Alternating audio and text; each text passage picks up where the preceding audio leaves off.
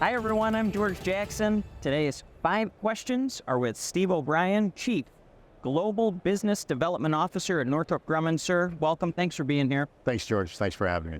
So, new challenge, new set of opportunities for you. Tell me about your role. Tell me some of the new, interesting stuff you're taking on.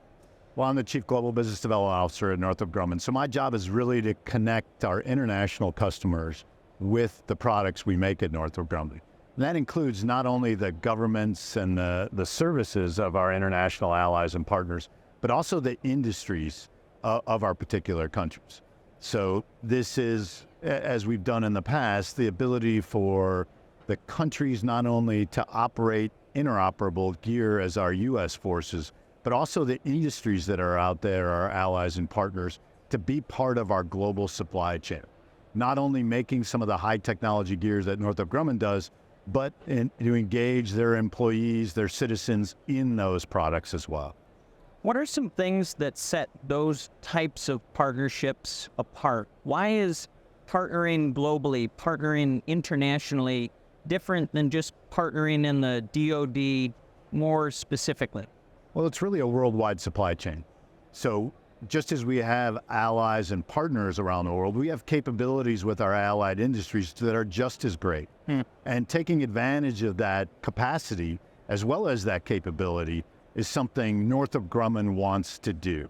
And that only grows not only our relationships and our products, but it grows our capacity and capabilities that take us beyond what we have today in our supply chain. I'm going to steal on that phrase, taking advantage of that capacity. JADC2 is one thing that the Department of Defense hopes to do just that. And can you talk a little bit about Northrop's footprint in JADC2, why it's important? Well, at Northrop Grumman, we have a product, the Integrated Battle Command System, or called IBCS. And IBCS is making great strides, especially in this year, 2023.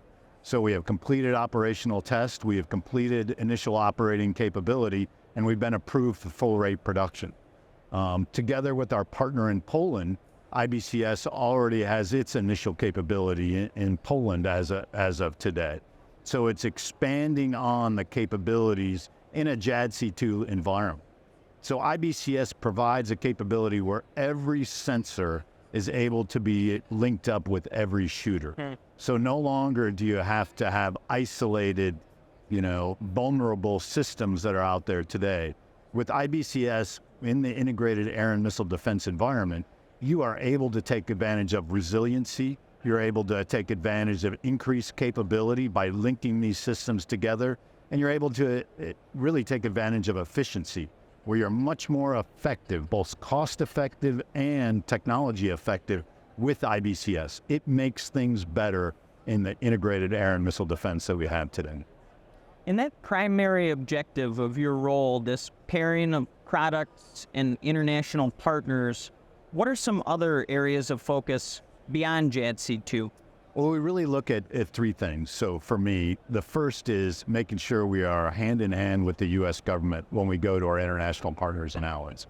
So really at Northrop Grumman, we are looking to expand what is already the U.S. program of record.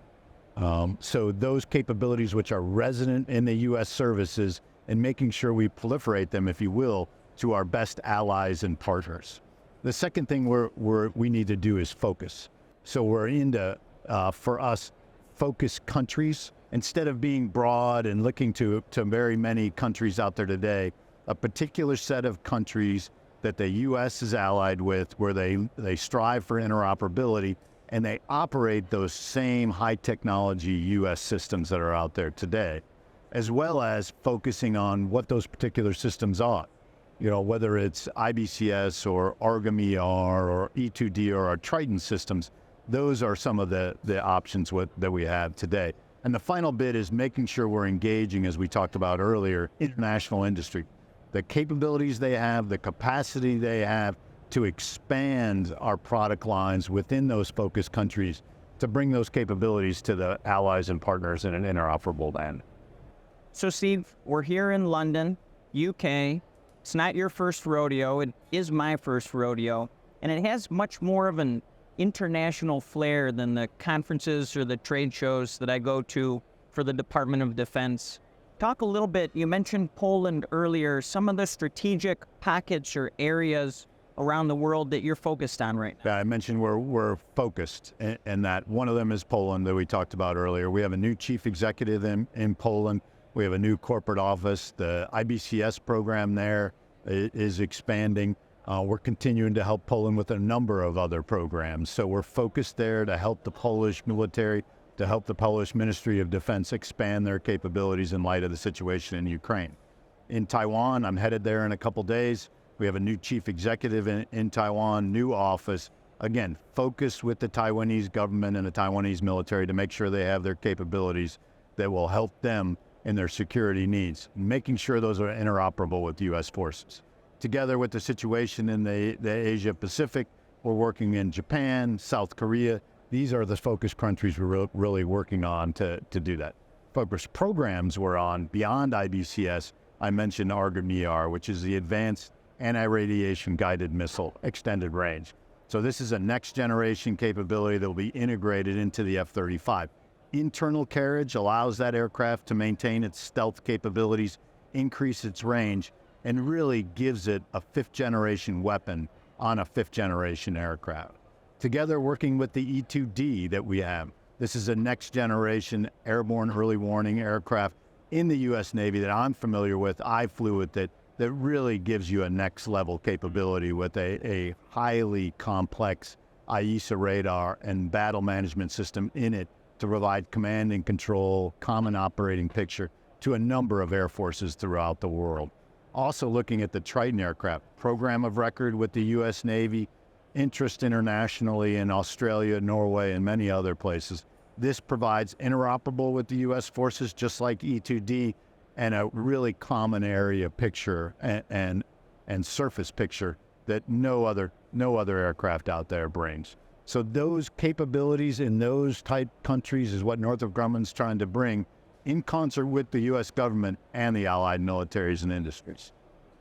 Talking an interoperable future, today's GovExec TV 5 Questions with Steve O'Brien, Chief Global Business Development Officer for Northrop Grumman. Steve, great to meet you, sir. Nice to meet you, George. Thanks again. For GovExec TV, I'm George Jackson. Have a great day.